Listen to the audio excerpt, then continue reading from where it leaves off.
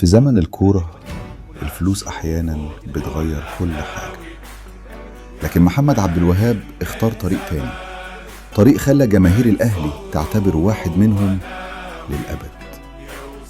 بعد نهاية موسم 2005 إلى 2006 إعارة محمد عبد الوهاب مع الأهلي انتهت رسميا، ونادي الزفرة الإماراتي بدأ يطلب عودة اللاعب.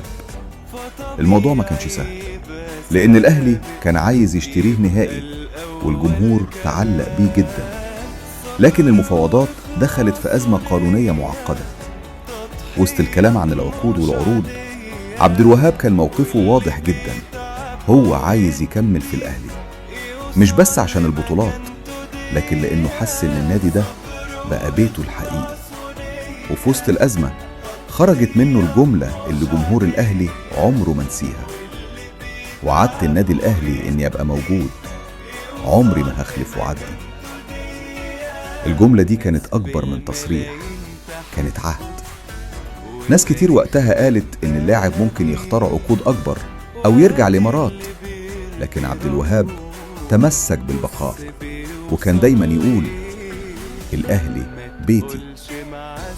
الجمهور شاف فيه صورة اللاعب اللي بيلعب بالقلب قبل القدم، مش نجم بيدور على مصلحة، لكن إنسان عنده وفاء وانتماء حقيقي. الغريب إن الفترة دي نفسها الناس بدأت تلاحظ إن عبد الوهاب بقى أكثر هدوءا، أقرب لأصحابه وأقرب لأهله، وكأنه كان حاسس بحاجة محدش فاهمها. قبل وفاته بيوم واحد كتب ورقة صغيرة في غرفته قال فيها: لا تبكي علي إذا مت، فالموت حق، ولكن تذكرني بالدعاء. ولا حد كان يتخيل إن دي كانت آخر رسالة. الحلقة الجاية آخر ساعات في حياة محمد عبد الوهاب، المران اللي بدأ عادي جدا وانتهى بواحدة من أصعب اللحظات في تاريخ الكرة المصرية.